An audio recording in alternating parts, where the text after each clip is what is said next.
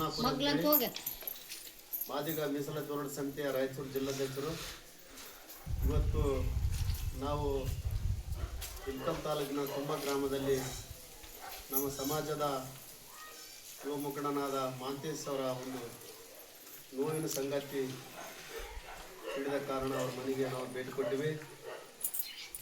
ಈಗ 1.5 ತಿಂಗಳ ಹಿಂದೆ ಮಾಂತೇಶ್ ಅವರ ಮಗನನ್ನು ಇಲಿಗೇಡಿಗಳು ಉದ್ದೇಶಪೂರ್ವಕವಾಗಿ ಈಜಾಡಲು ಹೋಗಿ ನೀರಿನಲ್ಲಿ ಸಾಯಿಸಿ ಕೊಲೆ ಮಾಡಿದ್ದಾರೆ. ಇಲ್ಲಿಗೂ ಕೂಡ ಪೊಲೀಸ್ ಇಲಾಖೆ ಏನಪ್ಪ ಅಂದ್ರೆ ಅವ್ರನ್ನ ಕರೆದು ವಿಚಾರಣೆ ಮಾಡೋಂಥದ್ದಾಗಿಲ್ಲ. ಹಾಗಾಗಿ ನಾನು ಸಂಘಟನೆಗಾರರಲ್ಲಿ ಕೈ ಮುಗಿದು ಕೇಳ್ತೀನಿ. ನಮ್ಮ ದೊಡ್ಡ ಸಮಾಜ ನಮ್ಮದು ಮಾದಿಗ ಸಮಾಜ ಅಂದ್ರೆ ಇಡೀ ಬಹುಸಂಖ್ಯಾತರು ಅಂತ ಹೇಳ್ಕೊಂತೀವಿ.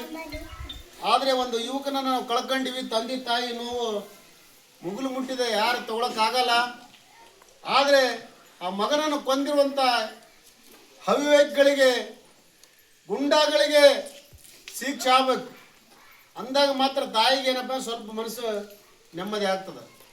ಹಾಗಾಗಿ ನಾನೇನಪ್ಪ ಅಂದ್ರೆ ಪೊಲೀಸ್ ಇಲಾಖೆಯವ್ರಿಗೆ ಕೇಳ್ಕೊಳ್ತೀನಿ, ಈ ಒಂದು ಘಟನೆಯ ಬಗ್ಗೆ ನೀವು ಏನಾದರೂ ನಿಷ್ಕಾಳಜಿ ತೋರಿದ್ದೆ ಆದರೆ ಮುಂದಿನ ದಿನಗಳಲ್ಲಿ ಇಡೀ ರಾಜ್ಯದಾದ್ಯಂತ ಮಾದಿಗರು ನಿಮ್ಮ ಪೊಲೀಸ್ ಇಲಾಖೆ ಮುಂದೆ ನಾವು ಹೋರಾಟಕ್ಕೆ ಇಳಿಯಬೇಕಾಗ್ತಂತ ಕೂಡ ನಾನು ಈ ಸಂದರ್ಭ ಹೇಳಕ್ಕೆ ಬಯಸ್ತೀನಿ.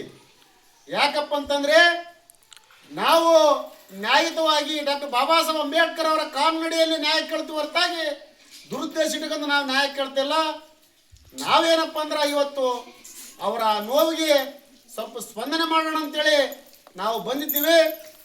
ಜಿಲ್ಲಾಡಳಿತ, ಜಿಲ್ಲಾ ಪೊಲೀಸ್ ಇಲಾಖೆ ಈ ಒಂದು ಘಟನೆ ಬಗ್ಗೆ ಏನಪ್ಪ ಅಂದ್ರೆ ಸೂಕ್ತವಾಗಿ ತನಿಖೆ ಮಾಡಿ ಆರೋಪಿಗಳನ್ನು ಬಂಧಿಸಿ ಅವರಿಗೆ ಉಗ್ರವಾದ ಶಿಕ್ಷೆನ ಕೊಡುವಂಥದ್ದಾಗಬೇಕು. ಯಾವುದೇ ಕಾರಣಕ್ಕೂ ನೀವು ನಿಷ್ಕಾಳಜಿ ವಹಿಸಿದ್ದೆ ಆದರೆ ನಾವು ಸುಮ್ಮನೆ ಕುಂದ್ರಂಗಿಲ್ಲ. ನಮ್ಮ ಮಗನ ಕಳ್ಕೊಂಡು ನಾವು ನಮಗಿದೆ. ಇವತ್ತಿನ ದಿನಲಿ ನಾವು ಏನಪ್ಪ ಅಂದ್ರೆ ಅವ್ರ ಒಳಗಿನ ನೋವು ತಗೊಳಕ್ಕಾಗಲ್ಲ. 9 ತಿಂಗಳು ಹೊತ್ತು ಆಡದಂಥ ತಾಯಿಗೆ ಎಷ್ಟು ಕಷ್ಟ ಆಗಿರಬೇಕು. ನಾವೇನಪ್ಪ ಅಂದ್ರೆ ಪೊಲೀಸವರಿಗೆ ಈ ವಿಷಯದಲ್ಲಿ ಏನಾದರೂ ನೀವು ತಾರತಮ್ಯ ಮಾಡಿದ್ದಾದರೆ ಏನು ಮುಂದಿನ ತಿಂಗಳಲ್ಲಿ PM ರಿಪೋರ್ಟ್ ಬರ್ತದ, ನಾವು ಅವ್ರನ್ನ ಅರೆಸ್ಟ್ ಮಾಡ್ತೀವಿ ಅಂತ ಕೂಡ ಹೇಳಿದಾರಂತ. ಆ PM ರಿಪೋರ್ಟ್ ಬಂದ್ರೂ ಕೂಡ ನೀವು ಏನಾದರೂ ಅದರಲ್ಲಿ ಲೋಪದೋಷ ಕಂಡು ಬಂದಿದ್ರೆ ನಾವು ಸುಮ್ಮನೆ ಕುಂದ್ರಂಗಿಲ್ಲ. ಬೀದಿಗಳದು ಇಡೀ ಬಾಗಲಕೋಟೆ ಜಿಲ್ಲೆಯಾದ್ಯಂತ ಉಗ್ರ ಚಳವಳಿ ಮಾದಿಗ ಮೀಸಲಾತಿ ಹೋರಾಟ ಸಮಿತಿಯಿಂದ ಎಲ್ಲ ನಮ್ಮ ಮಾದಿಗ ಸಮಾಜದ ವತಿಯಿಂದ ಹೋರಾಟಕ್ಕೆ ಇಳಿಬೇಕಾಗ್ತಂತ ಕೂಡ ನಾನು ಪೊಲೀಸ್ ಇಲಾಖೆಯವರಿಗೆ ಎಚ್ಚರಿಕೆ ಕೊಡ್ತೀವಿ. ಅದೇ ರೀತಿಯಾಗಿ ನಮ್ಮದೇ ಸಮಾಜದವರಾದ RB ತಿಮ್ಮಪ್ಪರವರು ಏನು ನಿದ್ದೆ ಮಾಡ್ತಾರೆ ಅಂತ ಗೊತ್ತಿಲ್ಲ. ಆ ನೊಂದಂತ ಕುಟುಂಬಕ್ಕೆ ಬಂದು ಸ್ವಾಂತನೂ ಕೂಡ ಹೇಳೋದಾಗಿಲ್ಲ. ಇಂಥ ಮಂತ್ರಿ ನಮ್ಮ ದೈವಕ್ಕೆ ಏನಪ್ಪ ಅಂದ್ರೆ ಸರ್ಕಾರ ಕೊಟ್ಟಾರ. ನಾವು ಅವ್ರಿಗೆ ಹೇಳಲು ಬಯಸ್ತೀವಿ, ಮಂತ್ರಿಗಳೇ ನಿಮಗೇನಪ್ಪ ಅಂದ್ರೆ ಓಟ್ ಬೇಕು, ಸೀಟ್ ಬೇಕು. ಆದರೆ ಸಮಾಜದ ಒಂದು ಮಗುವನ್ನು ಕಳ್ಕೊಂಡಂಥವ್ರು ನಿಮಗೆ ಬೇಕಾಗಿಲ್ಲ.